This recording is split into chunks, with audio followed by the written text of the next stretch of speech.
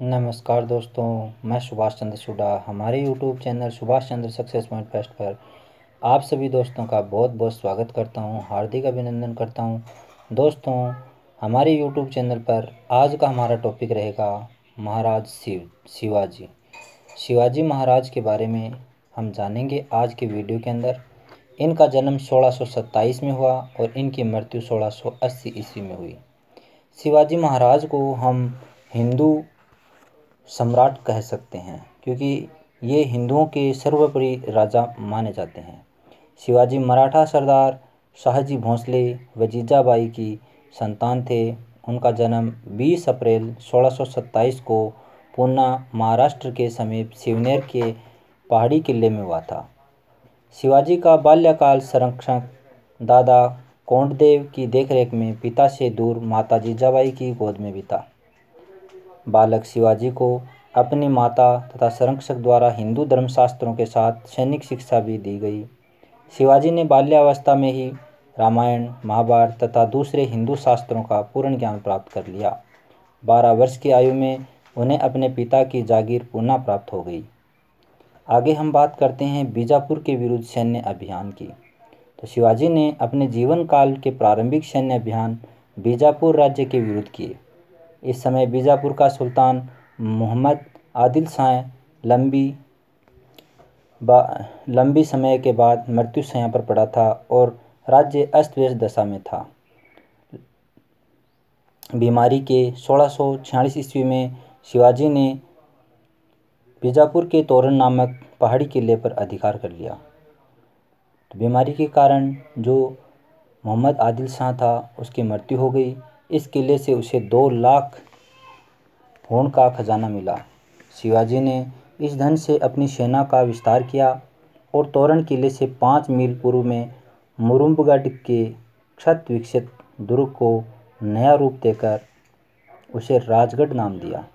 शिवाजी द्वारा बीजापुर के प्रमुख मंत्रियों को घूस देकर अपनी तरफ मिला लेने तथा अपनी कमज़ोर स्थिति के कारण बीजापुर सुल्तान शिवाजी के विरुद्ध इस समय कोई कार्रवाई नहीं कर सका। शिवाजी की बढ़ती हुई शक्ति से सुल्तान आदिल शाह भयभीत हो गया। यहाँ तक कि बीजापुर का कोई भी सेनापति शिवाजी के विरुद्ध अभियान के लिए तैयार नहीं हुआ। अंत में अफजल खां नामक सेनापति ने यह कहते हुए बीड़ा उठाया कि मैं अपने घोड़े से उतरे बिना शिवाजी को बंदी बनाकर ले आऊँगा। 1659 ईस्वी में अफजल खां एक बड़ी फौज लेकर शिवाजी के विरुद्ध रवाना हुआ। अफजल खां ने छल का सहारा लेते हुए अपने दूत कृष्णजी भास्कर को भेजकर शिवाजी के सामने संधि वार्ता का प्रस्ताव रखा।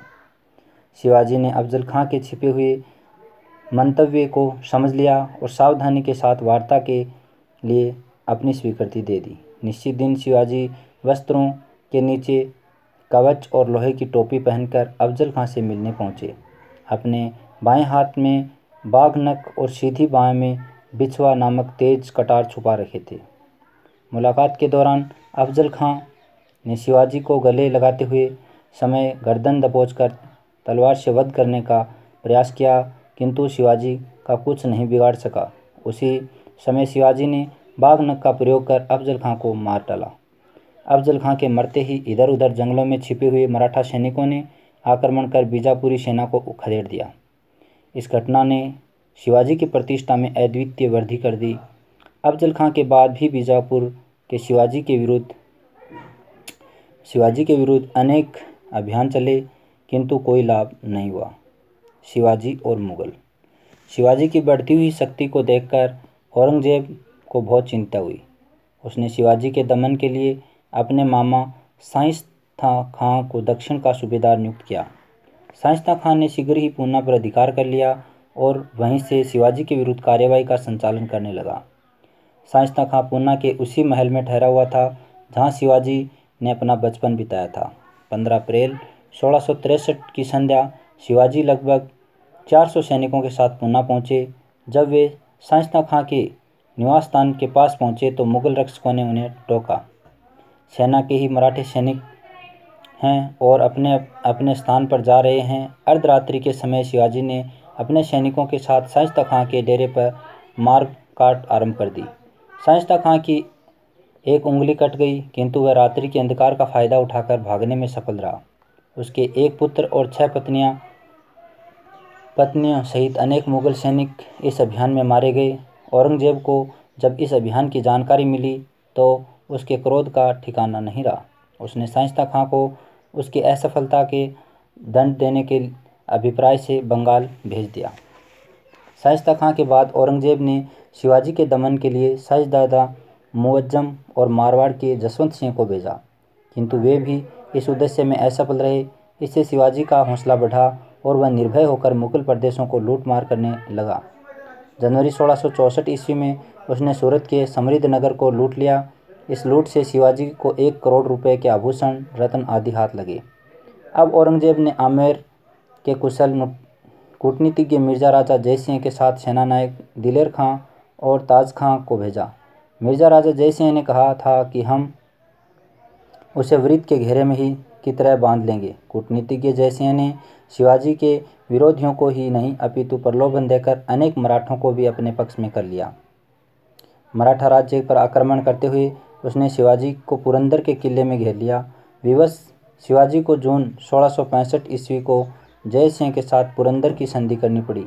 इस संधि के अनुसार अपने 23 दुर्ग मुगलों के हवाले कर दिए और आवश्यकता पड़ने पर बीजापुर के विरुद्ध मुगलों की सहायता करने का आश्वासन दिया।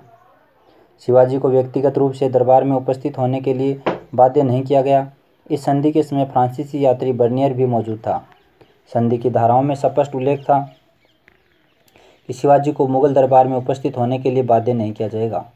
इसके बावजूद जय सिंह ने शिवाजी को आगरा चलने के लिए तैयार कर लिया। संभवतः शिवाजी ने भी मुगल दरबार से संपर्क तथा उत्तरी भारत की स्थिति को जानने के लिए एक अच्छा अवसर समझा।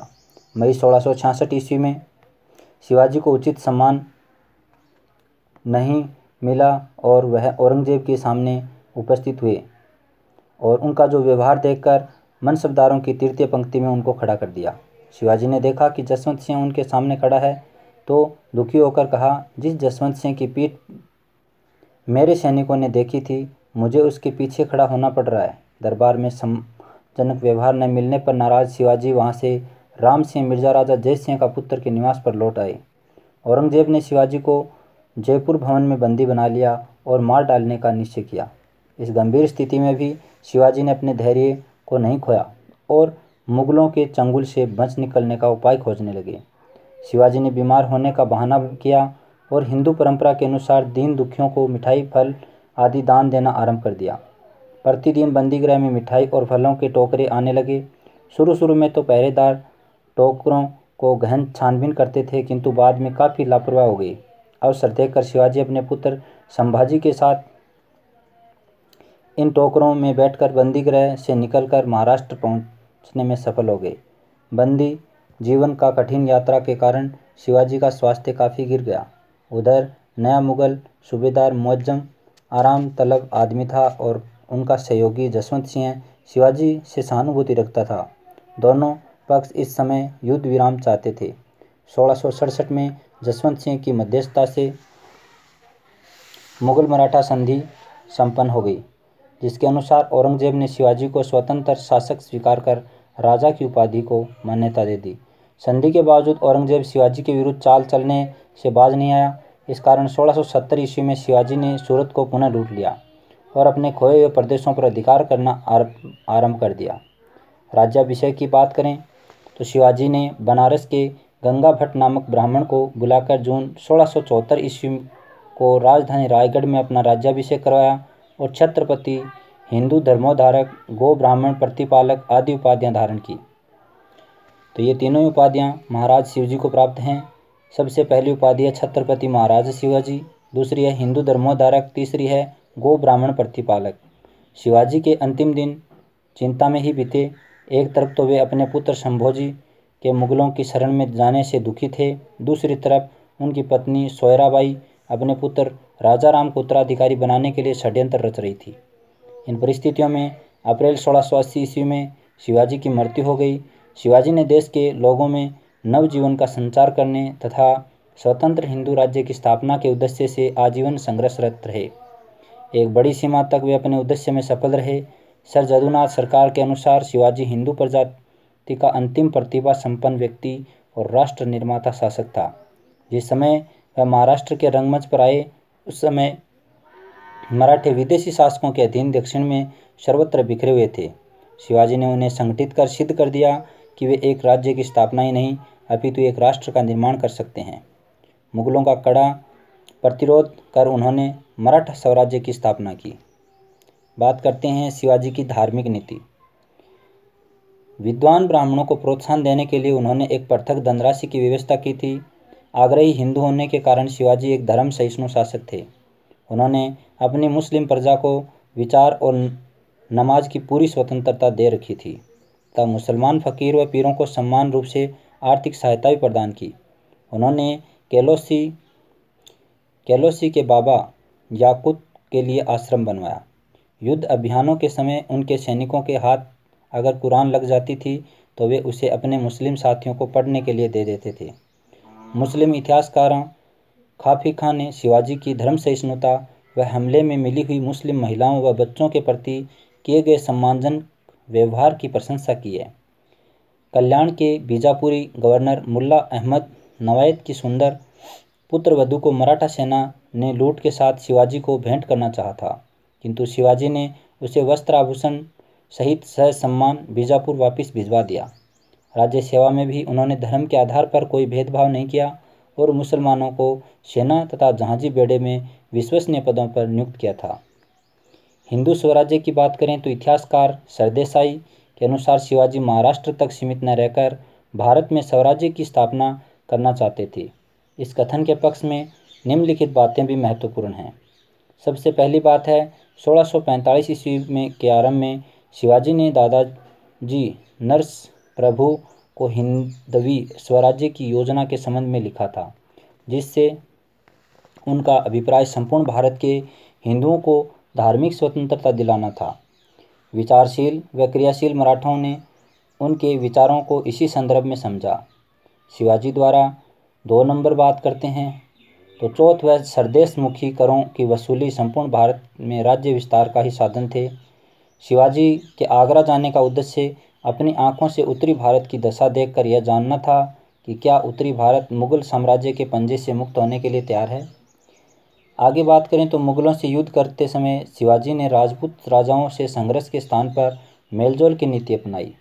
भारतीय राष्ट्रीय आंदोलन के दौरान स्वतंत्रता सेनानियों ने भारत के गौरवमय अतीत की महिमा मंडन कर आम जनता में देशभक्ति का भाव जगाने के लिए अनेक प्रतीक चिन्हों का प्रयोग किया।